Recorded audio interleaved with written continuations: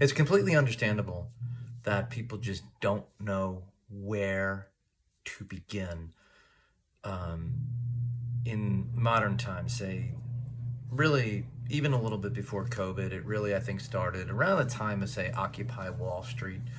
Um, that to me represented the disenchantment of, kind of like the trust that's lost. And not even just in, the government, media, institutions, businesses, but um, religion, just ways of life that were like pillars that people built communities and societies on, are kind of disintegrating. And so it's like we're starting again. And this is why we started the citizen body, because it's like we do need new concepts. We call it philosophic technology. The difference with, say, electronic technology is it just kind of keeps advancing. Like, the telephone comes out, and then the fax machine comes out, but then email comes out. So you still have fax machines, but then email just takes a bigger share of the communications, and then texting comes out, and it's like texting's maybe the main way, and cellular phone is like gone, down, but still used a lot, but not as much as texting maybe. So I don't have the exact numbers, but I think we can all relate to the progress of technology. Not so much like the fax machines just start failing, there's a war, and then somebody comes out with email or something like that. But in human behavior, um, people try to operate according to some beliefs, and inevitably, what they want to do when things aren't going well is blame other human beings. Um, so, a good thing to do is to take yourself out of the extremes, which we tend to operate almost in a binary way, because our energy source is the emotions. I mean, thinking is a great skill, and what separates human beings, well, really makes us the highest known intelligence in the universe. Of course, with all the UFO sightings, we'll see. I have no prediction on that, by the way. I'm completely actively uncertain, which means maybe there's something out there, maybe there isn't. I don't want to get into, prognosticating or guessing or betting on that. It's a really important foundational skill for being a good thinker.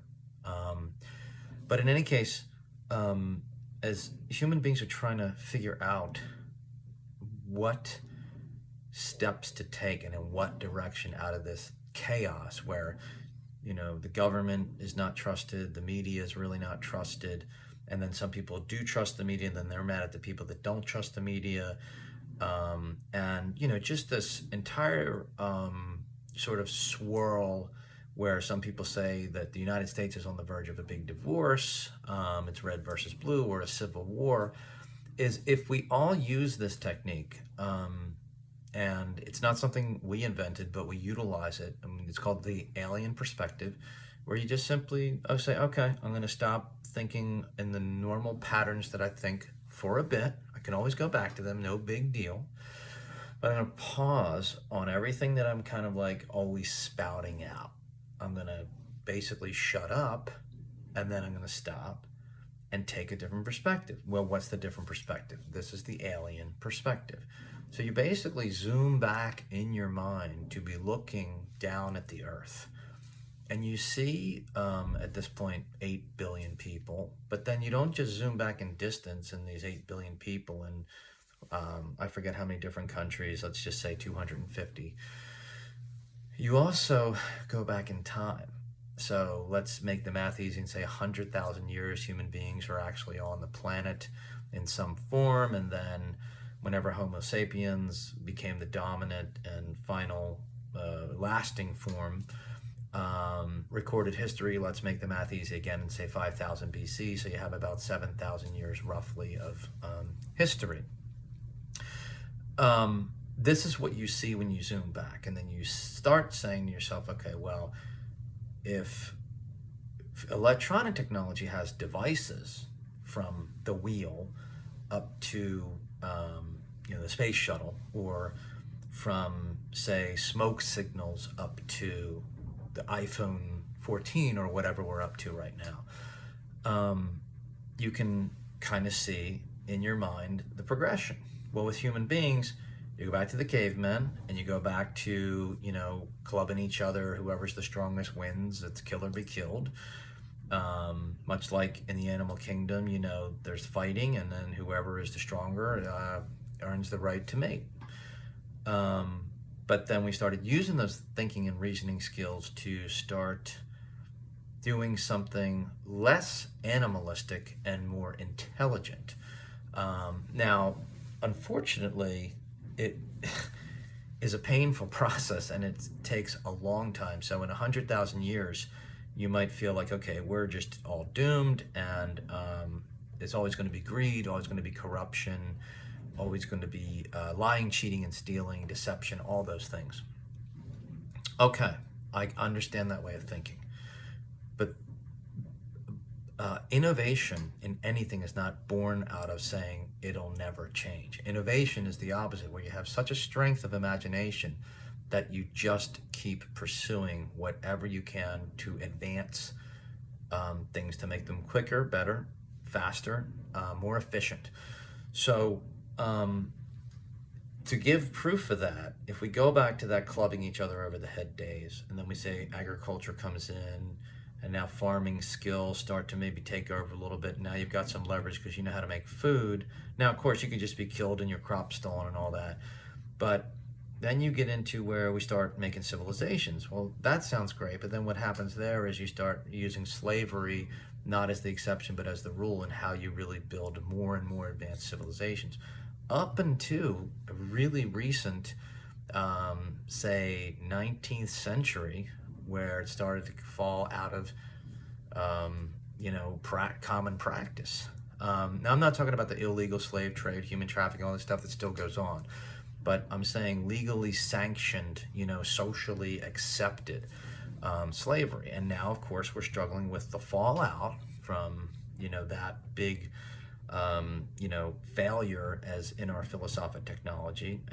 But we are at a better stage.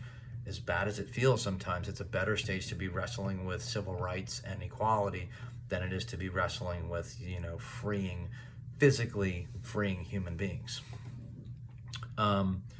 So if you are at this zoom back position and you kind of view it this way, it should start to kindle some sense of hope that, yeah, you know what? I mean, let's keep going. Let's keep trying to learn from the past and build upon it, and realize that maybe it's not always going to be linear growth. And that's where the citizen body concept could only exist when you have this other information that came before it. So that is the science we learned in biology, combined with 1,000 different mythologies and or religions and those concepts, and the good things about them as well as the failures. Just like we learned from the first few airplanes, the good things that we were able to fly, and then the bad things that caused them to crash. And we keep making them better, and we have some good years and bad years, but for the most part, commercial flying has become one of the safest ways to travel. And that's pretty amazing. If you're zoomed back on this and you're looking at lizards and toads from way back before there were even human beings, that these living things were able to get to the point where they have what we have to recognize are the highest known intelligence in the universe. Not saying there's nothing else out there. Practicing active uncertainty, a skill we teach here, absolutely could be, but there absolutely might not be either, and we just really don't know. So for right now, for what we know, we, human beings, are the highest known intelligence in the universe, and that should give you a sense of responsibility to be a steward and a leader, because people make jokes about mice being smarter, dolphins being smart, and all this. And yeah, in ways maybe they do things that are smarter, they behave smarter in some instances. But I always tell my friends, I'm like, look, if I had to bet on one species that could potentially save the planet or avert an asteroid strike, potentially inhabit another planet, That's going to be human beings. Now, with power comes the ability to use it for good or bad, right? So, intelligence is a power. And we can also use that intelligence to destroy the planet, maybe not even intentionally. So, in a way, we forego it, but our intelligence is not working well and it's taking us in a bad direction. Just because you have intelligence doesn't mean that it's evolving to a better place. It can devolve, it can degenerate. And that's where I think we are right now, because we've come to a point where we have enough peace and wealth, and it's extremely imbalanced, but it's still much better than if you go back, say, 1,000 years or even 500 years. That doesn't mean it's okay, because I think the rate that it's getting worse, especially in the United States, relative to what it was, is very alarming and urgent. So the citizen body was started to say, okay, we see what we can do with electronic technology. The devices are hardware, the software is the code. With human beings, we're like the devices. We have the brain, we have the nerves, we have the body. But then what's the code? Well, the code used to be religion, philosophy, and in some instances, science. And basically, any information that we create our own operating system for. Um, these operating systems are what I call spaghetti code, because there's no cohesion to them. There's no view. They weren't written when you had this alien perspective. You couldn't have an alien perspective that was very thorough back to 2,000, 4,000, 6,000 years ago. You just couldn't, because you didn't even know the Earth was round. You didn't know where you sat in the solar system. You didn't know what else was out there. You didn't know what was across the ocean. And you certainly didn't have interconnectivity electronically. So you can see that the highest known intelligence in the universe, it's self-evolving. We call it the intentional construction of better infrastructure intellectually as philosophic technology. And you see the parallel with electronic technology. And now our intelligence is creating more its own intelligence. And then that intelligence is going to look back at us at some point. So this is a really key pivotal time where we have to be smart enough to recognize where we've been as a species, and to recognize the good things that came out of the religions, the good things that came out of philosophy and science, and the bad. And one really key thing to really start feeling better in this current zeitgeist is we have to stop looking at everything through the political lens. So when I say the word science, I say it based on the science that I began studying in grade school and textbooks and high school, and then what I studied in college in the laboratory. It was a process of trying to find truth. It was never used as a team science versus team no science. When people object to something, they're objecting to the use of it, not the thing itself so much. Certain words have become associated with certain political teams. And so we have to also, when you take the alien perspective, you can step back from that and see this conservative and liberal forces have always been with us as human beings, and it's a natural thing. We have it even within our own mind. We have things that we want to keep the same in tradition, and then we want to explore. As simple as sitting down to dinner. Sometimes you're in the mood to experiment, or you want to be adventurous, and sometimes you're in the mood to, like, you want what you always get. So this is a dynamic that's a lot like electrons and protons, where it's a very healthy part of the action that gets done between you. You can't have matter without electrons and protons. You need both forces. It's what occurs between them where the good work is done. So when you start looking at religion, and you can see the good, but you can also see the bad, but you don't see it as the source and reason for all evil in the world, And the same with science, and the same with philosophy, and even art. And you can start to blend the elements of these things together into, say, an operating system, which we work on in our think tank. It's called Optiva, which isn't trying to get, the world to convert to this, but it's just trying to give people a skill like jujitsu, is a great self-defense skill, and you can get better and better at it. Well, what if mentally you can get better and better at thinking, at managing your emotions, and you become very strong, not in dominating other people, but actually in uh, learning from other people and then teaching other people who want to learn. It just means that you are a constructive presence in your community, and that is a skill that's learnable. And it comes from the fact that you're really allegiant to truth, and that's it. And a vision of balance between human beings that's reasonable, like our own bodies.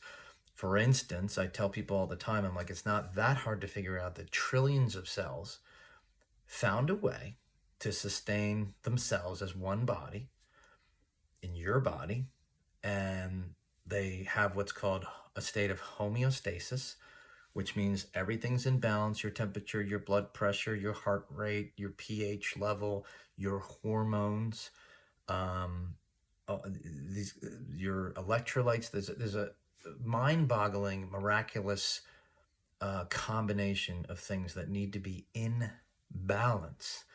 And what I tell people is sugar or glucose, which is your primary fuel source in your body, is kind of like the money. It's the energy exchange. You need glucose. Obviously, you need oxygen to combine with it, but the money is key. It's like it's what gets spent to make something happen, right? Just like glucose. The problem is, if you look at the body takes 20% of the glucose that it extracts from your food every day. And pretty much between maybe 17.5 to 22% is all it's ever going to burn. Your kidneys do about the same amount. Your liver does roughly the same amount, maybe even a little bit more. What we don't have in the body is extreme imbalance. The brain doesn't get greedy and hog 40, 50, 60, 70, 80% of the energy. How does the body know this? How does the body do this without the brain going to war with, say, the liver or kidneys? I need more, I need more, I need more. We can learn from that. It's doable, and it's not from some external dictation or tyrannical regime. It's some innate understanding and wisdom that the body has that we really just can't articulate, but the body's showing us how things can be in balance. So we make up the cells in the citizen body or humankind. So now we need to figure out how we can make it so that, yeah, the brain, guess what? The brain gets a priority, and it gets a lot of the energy of the body. 20% is a lot. So certain functions in the citizen body, might need a little bit more, but it could be so incredibly closer to actual balance. So instead of having, the 1% control, 65 or 70% of the wealth in a country, you can have it broken down more like your own body, where maybe the surgeons and the engineers and the chemists and the rocket scientists are skimming more off the top, but closer to that 20% to maybe 14% or 13%.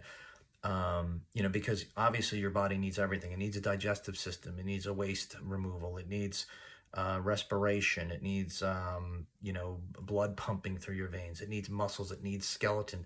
Like we need roads, and we need transportation, and we need petroleum, and we need solar, and we need green power. We need to keep advancing, and we need government, and we need administration. So insurance, financial products, all this stuff. But the body doesn't cannibalize itself. If it does, it's called cancer. And you know what ultimately happens there. So we have to start thinking differently. This can be done in the human race or humankind, or what we call the citizen body. So we believe in making the citizens more powerful and having most of the power reside in the citizens, and without a militant or angry, resentful, bitter attitude or mindset, but just in a like better decisions, calm, cool, collected. I'm going to put my money here. I'm going to put my votes here because I thought it through, and this is what's better for me and for the citizen body. So stay tuned to start learning more about the concept and also more actual techniques that you could start practicing to get some of these mental skills that not only make you healthier, but if we do it right, wealthier and wiser together.